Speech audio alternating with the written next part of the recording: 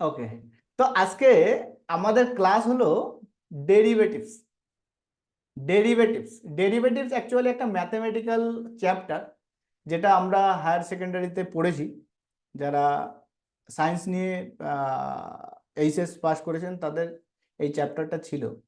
Derivatives একটা কঠিন subject, derivatives একটা ইন্টারেস্টিং সাবজেক্ট, ঠিক আছে? তো ডেরিভেটিভসের নাম আমরা অনেকে আগেও শুনেছি। অপশন এবং ফিউচারকে ডেরিভেটিভস বলে, এটুকুই আমরা জানি। তো আমি আপনাদেরকে যদি বলি হোয়াট ইজ ডেরিভেটিভস, তাহলে আপনারা যে উত্তর গুগল থেকে পাবেন সেই উত্তর অত্যন্ত কঠিন। কারণ গুগল ইংরেজিতে আপনাকে উত্তর দেবে, যদি আপনি সেটাকে বাংলায় করেন তো সেটাকে ঠিক এমনই দাঁড়ায় যে ডেরিভেটিভস হলো একটা আর্থিক চুক্তি, যা দুই বা ততোধিক পক্ষের মধ্যে সেট করা হয়, যা একটি অন্তর্নিহিত সম্পদ বা সম্পদের গোষ্ঠী বা বেঞ্চমার্ক থেকে তাদের মূল্য অর্জন করে। বলুন, এই গুগলের দেওয়া উত্তর যদি আপনাকে বাংলায় ট্রান্সলেট করে দেওয়া হয়, তাহলে কি আপনি ডেরিভেটিভস কি বুঝেছেন? বুঝেছেন? স্কুলে ডেরিভেটিভ শেখায়নি, মানে যারা হায়ার সেকেন্ডারিতে সায়েন্স নিয়ে পড়েননি, ম্যাথমেটিক্স ছিল না যাদের, এমনকি আমারও ম্যাথমেটিক্স ছিল না, তো সেই জন্যে আমরা স্কুলে পড়িনি। তাহলে কোথায় খুঁজবো যে কোনো প্রশ্নের উত্তরের জন্য? আমরা গুগল বাবা। তো গুগল আমাকে এইভাবে প্রশ্নের উত্তর দিচ্ছে যে ডেরিভেটিভস হলো আর্থিক চুক্তি, যা দুই বা ততোধিক পক্ষের মধ্যে সেট করা হয়, যা একটি অন্তর্নিহিত সম্পদ, সম্পদের গোষ্ঠী বা বেঞ্চমার্ক থেকে তাদের মূল্য অর্জন করে। আমরাও জানি আপনি এই ভাষায় বুঝবেন না, তাই আমরা বিষয়টিকে একটু সরলীকরণ করে সহজ ভাষায় বোঝাতে চাইছি। যদি শেখার মানসিকতা থাকে, আমি আশা রাখি ধৈর্য অবশ্যই থাকবে। আর যেখানে অর্থ উপার্জন করবে সেখানে তো ধৈর্য থাকাই স্বাভাবিক, ঠিক? তো এবার আপনি যদি ইউটিউবে সার্চ করেন যে হোয়াট ইজ ডেরিভেটিভ, তো ইউটিউবের ব্লগাররা কিংবা ইউটিউবের ট্রেডাররা যারা নিজেরাও কোথাও পড়েনি, তারা ঠিক এইভাবেই আপনাকে উত্তর দেবে। ডেরিভেটিভস, পৃথিবীতে সব থেকে বেশি ট্রেডিং হয় ডেরিভেটিভসে। বড় বড় ইনভেস্টাররা বেশি বেশি ডেরিভেটিভসে ইনভেস্ট করে, প্রচুর টাকা ইনকাম করে। তাই শেয়ার মার্কেট থেকে যদি আপনাকে টাকা ইনকাম করতে হয়, তাহলে আপনাকে ডেরিভেটিভস অর্থাৎ ফিউচার এবং অপশান অবশ্যই শিখতে হবে। এই ফিউচার এবং অপশানকে একসাথে ডেরিভেটিভস বলে। বলুন, ইউটিউব থেকে ডেরিভেটিভ শিখতে পারলেন? হ্যাঁ না? না না না না স্যার। না। না স্যার। ওকে, তাহলে এবার আমাদের থেকে কিভাবে ডেরিভেটিভ শিখবেন দেখুন। ইংরেজিতে ডেরিভেটিভস কথার অর্থ হলো ব্যুৎপন্ন। বলে স্যার, এটাও তো আমার মাথার উপর দিয়ে গেল। ইংরেজিতে ডেরিভেটিভস কথার অর্থ কি? ব্যুৎপন্ন। বয় হস্য খণ্ডত্যা পদ অন্তর নয় নয়, ব্যুৎপন্ন। তো বিষয়টি আরো যদি সহজ করি আপনাকে বলি, ধরুন আটা তৈরি হয় গম থেকে। আটা কি থেকে তৈরি হয়? গম থেকে। গম থেকে। রুটি তৈরি হয় কি থেকে? আটা থেকে। আটটা থেকে। আটা থেকে। যেমন সরিষার তেল তৈরি হয় সরিষা থেকে। সর্ষে থেকে। চিনি তৈরি হয় কি থেকে? আখ থেকে। আখ থেকে। আসবাবপত্র তৈরি হয় কি থেকে? কাঠ থেকে। আখ থেকে। তো এখানে আটা হলো, আটা হলো গমের ডেরিভেটিভস।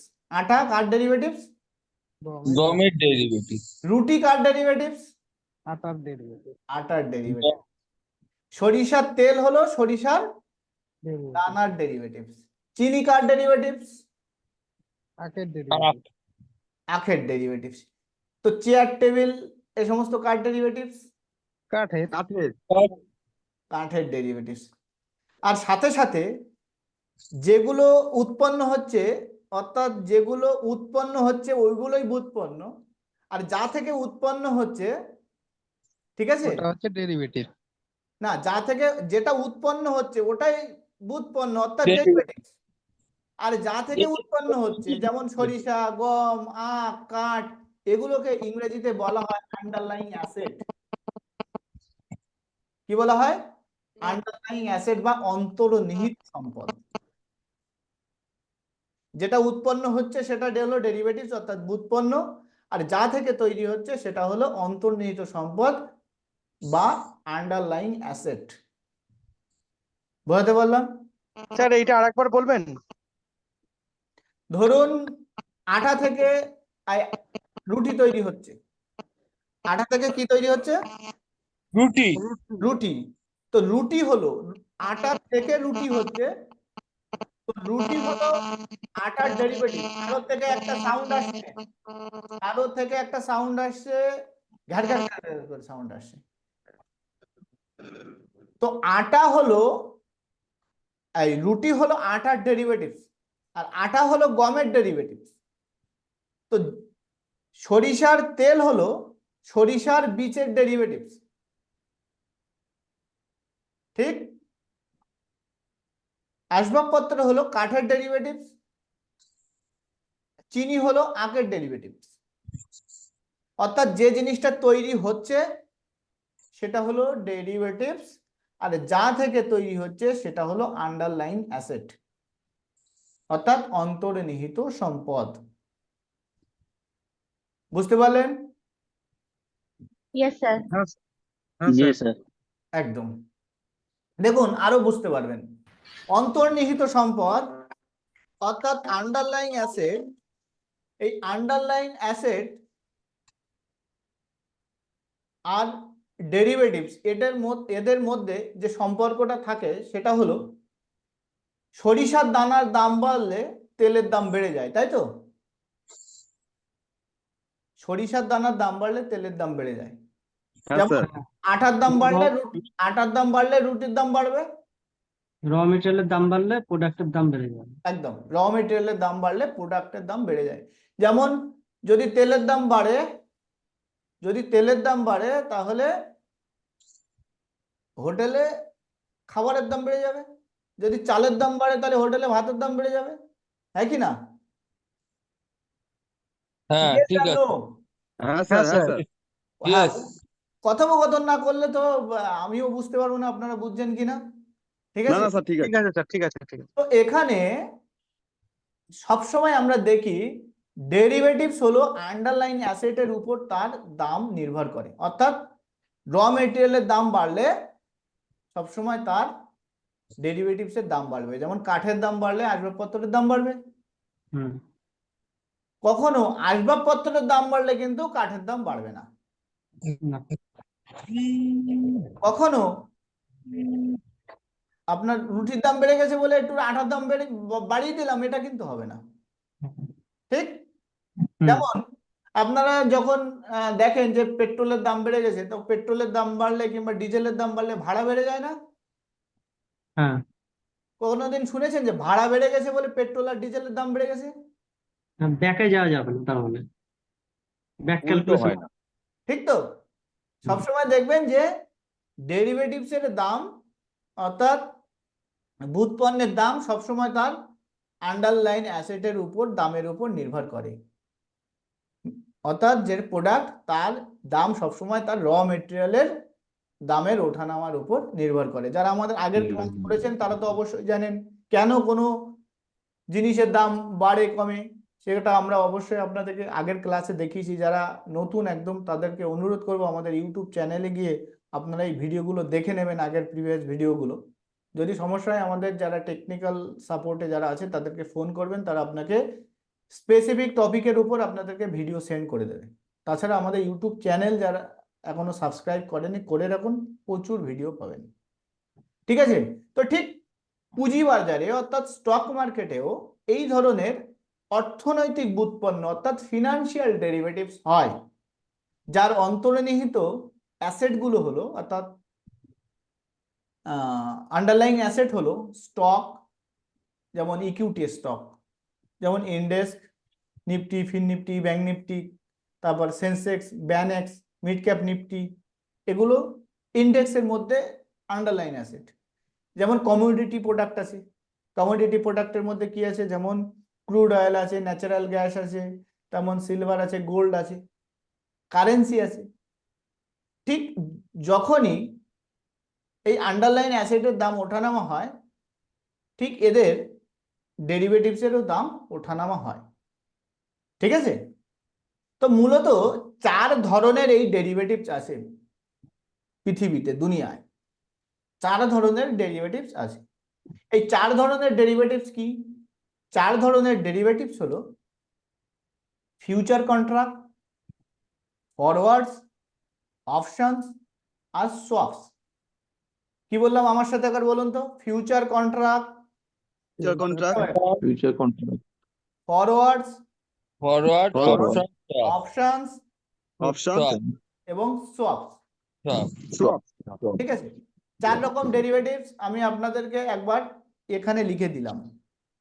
বানানগুলো আপনাদের যদি দেখার দরকার হয় calendar রাখতে দেখলাম। তাহলে আমি আপনাদের চ্যাট বক্সে লিখে দিলাম।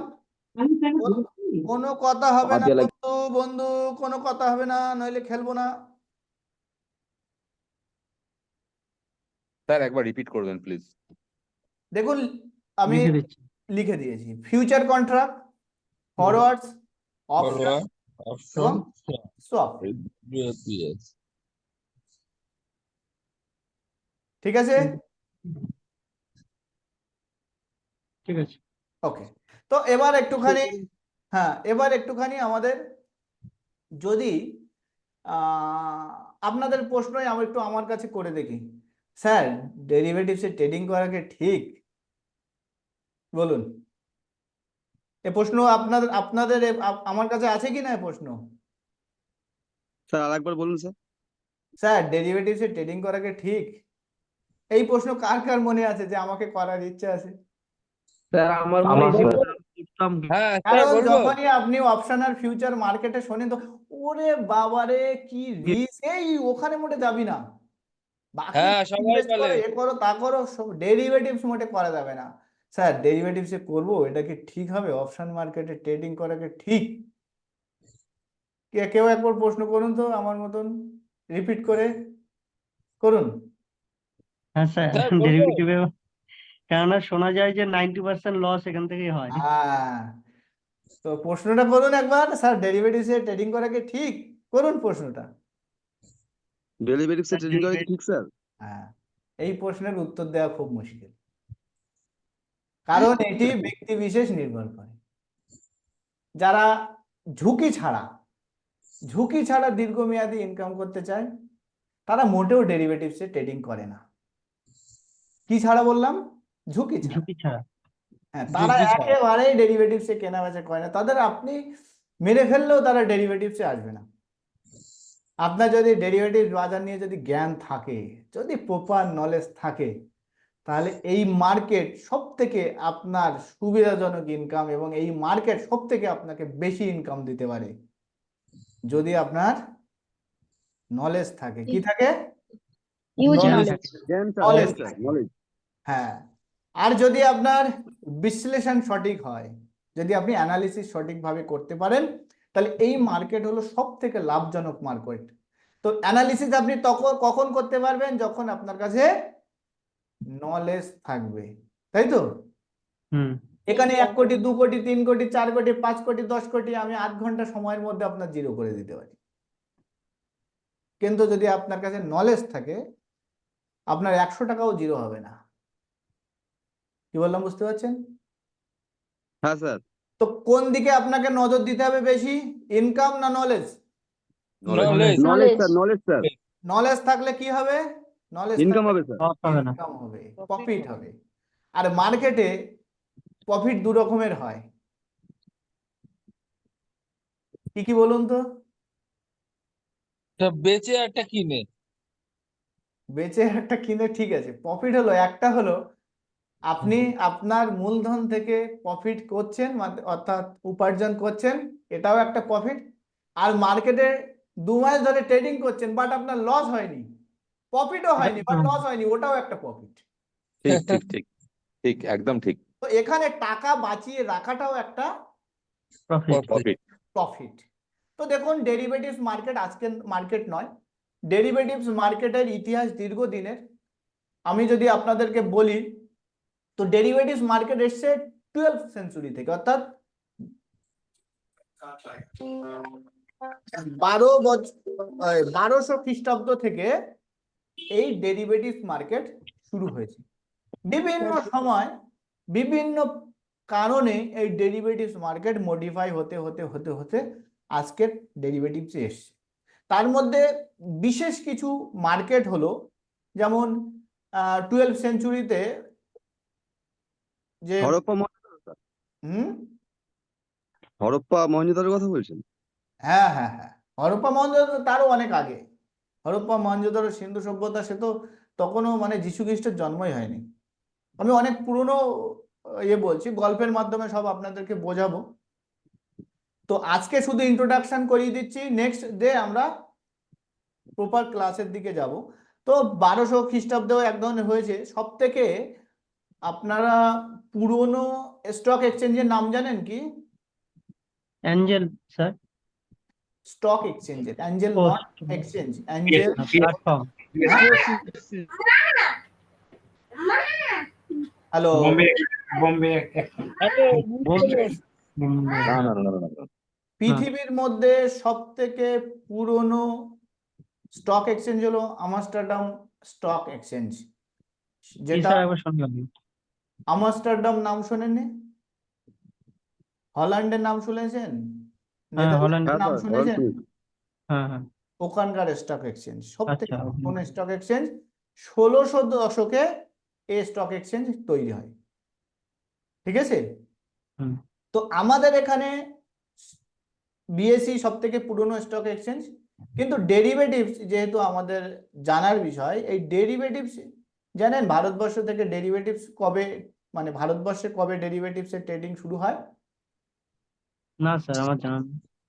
Doctor LC Gupta, doctor LC Gupta 1996 সালের 18ই নভেম্বর প্রথম একটা রেগুলেটরি ডেভেলপ করেন ডেরিভেটিভস ফ্রেমওয়ার্ক, মানে বানানোর জন্য, ডেরিভেটিভস ট্রেডিং এর জন্য একটা ফ্রেমওয়ার্ক তৈরি করেন প্রথম 1996 সালে। মানে বেশি দিন আগের ঘটনা নয়, আজ থেকে হয়তো 28 বছর আগেকার ঘটনা, ঠিক আছে?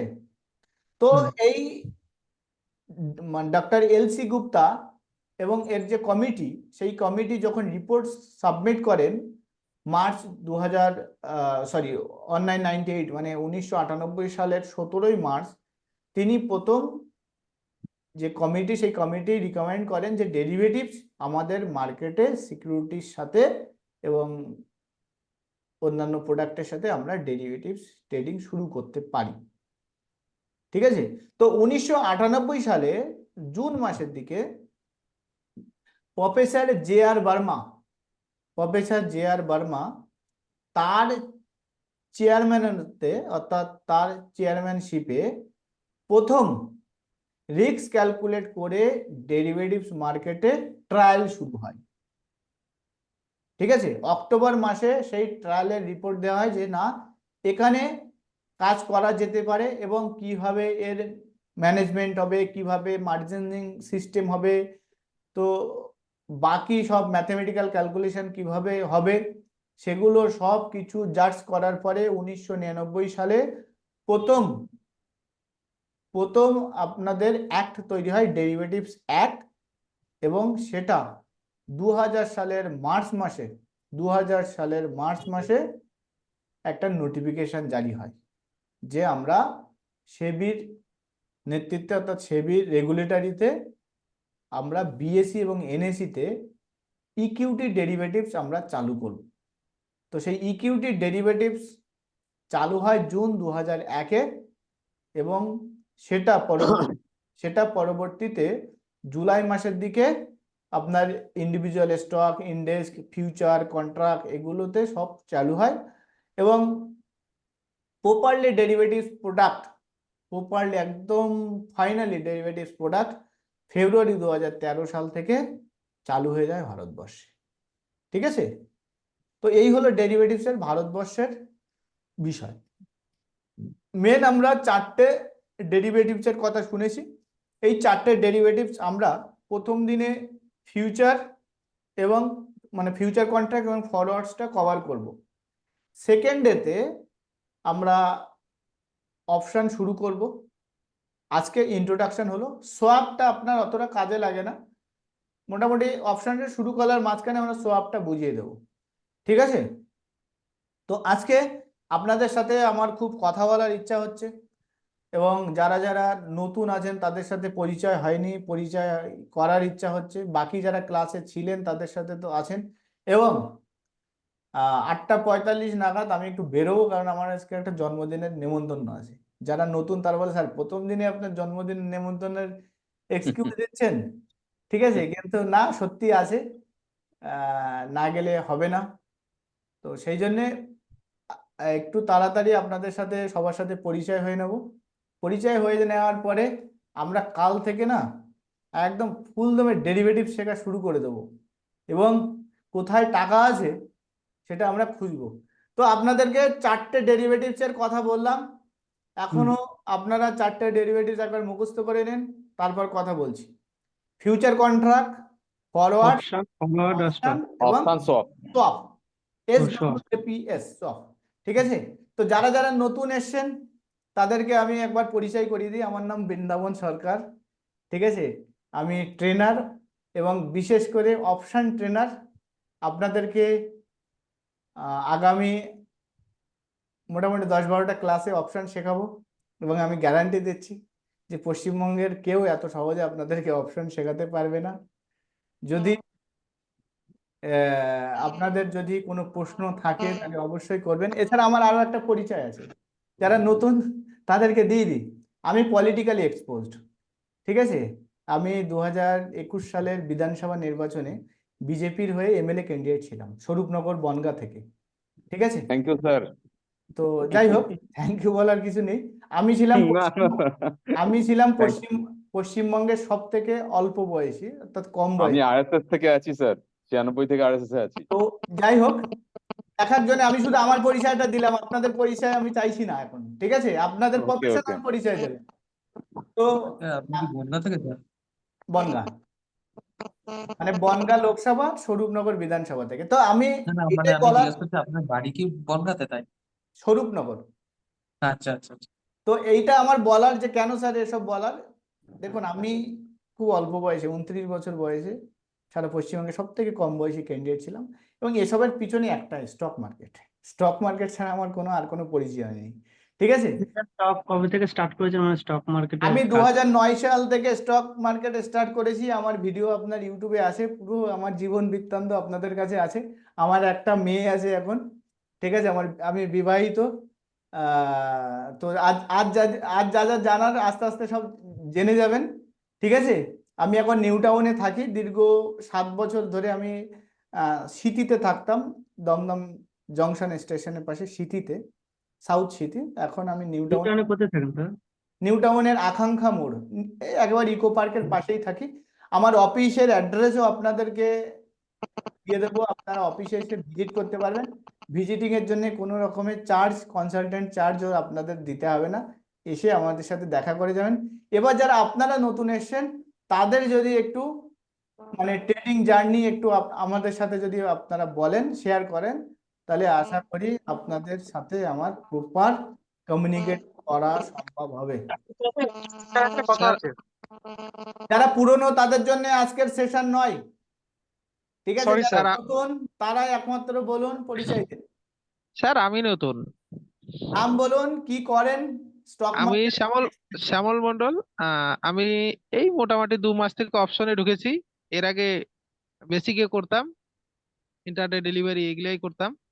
আচ্ছা তাতে আজকে মোটামুটি 38,000 টাকা হয়েছিল, তাতে আবার 21,000 টাকা নিয়ে চলে গেছে। আচ্ছা। তো মাই নেম ইজ শ্যামল, উক্তিটা মনে আছে তো? হ্যাঁ হ্যাঁ, হ্যাঁ হ্যাঁ হ্যাঁ। আমি আচ্ছা, ঠিক। বাংলাই বললাম যে আমার নাম শ্যামল, আমি ইংলিশটা অ্যাড করিনি।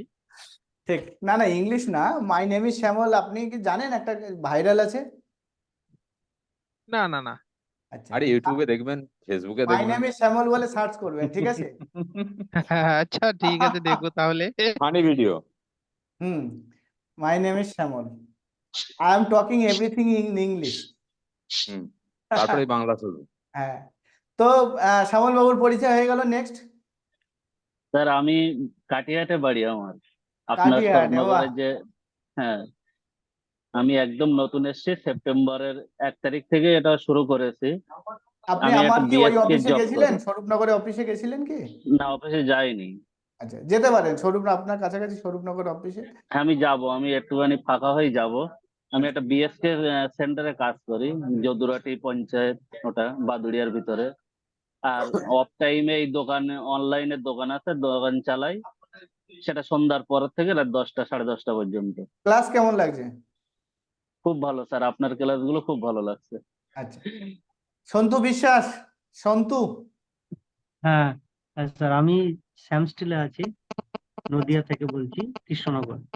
নদিয়া কৃষ্ণ। মার্কেটিং এ থাকি, এবং এই অপশনে আমি একজন বন্ধুর কাছে শুনে ঢুকেছিলাম, কিন্তু প্রায় 30,000 মতন মাইনাস আছে। ঠিক আছে, তারপরে ভেবেছি যে না শিখে করা যাবে না।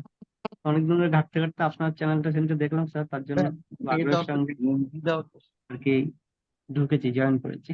ঠিক ঠিক ঠিক ঠিক। অসীম ঘোষ। হ্যাঁ, আমি অসীম ঘোষ। আমি শ্যামবাজারে থাকি। শ্যামবাজারে থাকেন? আচ্ছা আচ্ছা, আপনার বাড়ির পাশেই থাকতাম আগে।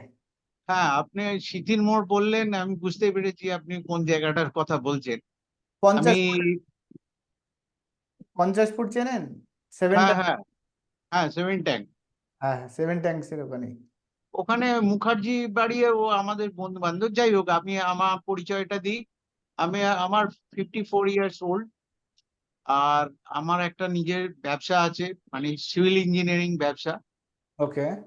আমি রিজার্ভ ব্যাংকের এনলিস্টেড কন্ট্রাক্টর। এর সঙ্গেও আমার কিছু প্রাইভেট কোম্পানিরও কাজ হয়। তো আমি অগাস্ট মাসে মোটামুটি 2.5 লাখ টাকা রোজগার করেছি। কিন্তু এই সেপ্টেম্বরের 2 সপ্তাহের মধ্যে সেটা চলে গিয়ে আরো আমার ক্যাপিটালও চলে গেছে। আচ্ছা আচ্ছা আচ্ছা আচ্ছা, বুঝতে পেরেছি। সেই জন্য আমি এবার রিয়েলাইজ করেছি যে এটা ভালো করে না শিখে করা যাবে না। আচ্ছা আচ্ছা, আপনাদের ওখানে আমার আর একজন ক্লায়েন্ট আছে, কি বসুলেন, কি বসু পড়ালেন না কি আছে? বোঝ পাড়ালেন। হ্যাঁ হ্যাঁ, বোস পড়ালেন। ঠিক আছে, ওখানে আমার একজন ক্লায়েন্ট আছে, তার বাড়িতে ভগ্নী নিবেদিতার বাড়ি ওখানে। হ্যাঁ হ্যাঁ হ্যাঁ, সেম, একদম একদম ঠিক বলছেন। ওইখানে আমার একজন ক্লায়েন্ট আছে, ওর বাড়িতে কয়েকদিন আগেই গেছিলাম, নেমন্তন্ন ছিল। ঠিক আছে। আমাদের ওর আমার বাড়িটা শ্যামপুকুর থানার সামনে। আচ্ছা আচ্ছা আচ্ছা আচ্ছা, শ্যামপুকুর। ইনফ্যাক্ট আপনার আর একজন ছাত্র, তার বাবা আমার বন্ধু, সেই আমাকে বলে যে আমি তো ইউনিভার্সাল মনিদা এখানকার, সেই বাগবাজারে ওই বোসপাড়ার থেকে সবাই আমাকে চেনে। তো এই বললো যে তুমি এক কাজ করো, স্যারের কাছে ক্লাস নাও, তবেই তুমি শিখতে পারবে, না শিখে ট্রেড করো না।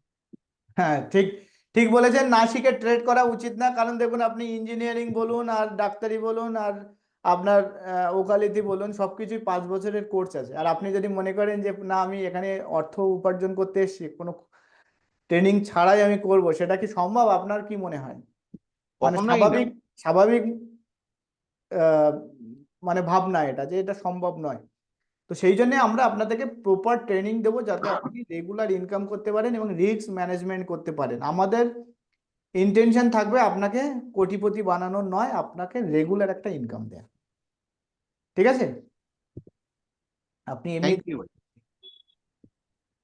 শুভেন্দু সাউ, শুভেন্দু সাউ।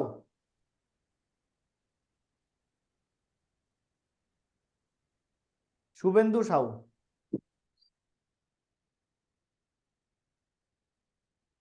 অমিত চন্দ, অমিত চন্দ। হ্যাঁ sir, good evening. Good evening, good evening. আমি এমপ্লয়ি হচ্ছি অ্যাক্সিস ব্যাংক, পশ্চিম মেদিনীপুর। ওকে। তো আমার এমনি স্টক মার্কেটে আমি লাস্ট 6 বছর ধরে আমি ইনভেস্ট করছি, কিন্তু ফিউচার অ্যান্ড অপশানে আমার নলেজ নেই, তো সেটার জন্যই এই আপনার ক্লাসে এন্ট্রি করলাম। ওকে, কি মনে হচ্ছে, নলেজ পাওয়া যেতে পারে? হ্যাঁ, মানে করছি ট্রেড নিজে থেকে খানিকটা, বাট সেটা যেন মনে হচ্ছে ওই চোখ বেঁধে ঢিল ছোঁড়ার মতো ব্যাপারটা হচ্ছে আর কি। আমাদের প্রথম ক্লাসে কি মনে হচ্ছে যে নলেজ এখান থেকে পাওয়া যেতে হ্যাঁ, পারে? হতে তো পারে, এখন তো জাস্ট শুরু, এখন কিছু ফিডব্যাক আপনাকে আমি দিব না, সেটা এন্ড অফ ক্লাস বলতে পারবো। ঠিক, ধন্যবাদ আপনাকে। হ্যাঁ, তো বাকি আর যারা আছে, অভিষেক বেড়া, অভিষেক বেড়া বলুন। Good evening sir. Good evening. আমি অ্যাকচুয়ালি এখানে, সবাই তো কিছু ট্রেনিং করেছে বা ইনভেস্ট করেছে, আমি এখানে কিছুই করিনি, জাস্ট আমি এটা ট্রেনিংটা নিয়ে ইনভেস্ট করা স্টার্ট করবো বলে আমি একটা জার্নি শুরু করেছি। আমি এখন জিওতে এমপ্লয়, জিও সেলসে থাকি। এই 3-4 মাস হচ্ছে জয়েনিং করেছি গ্রাজুয়েশন কমপ্লিট করার পর। সেখান থেকে এক্সট্রা কিছু পাওয়ার জন্য আমি এখানে ট্রেনিং করতে এসেছি। ঠিক, এটাই ভালো উদ্যোগ যে না শিখে করব না, না শিখে করা উচিতই না। ঠিক আছে, ওকে, স্যার। রেকর্ডিংটা অফ করছে, বাকিটা এবার বাকি কথা সবার সাথে বলে নিচ্ছে, হ্যাঁ।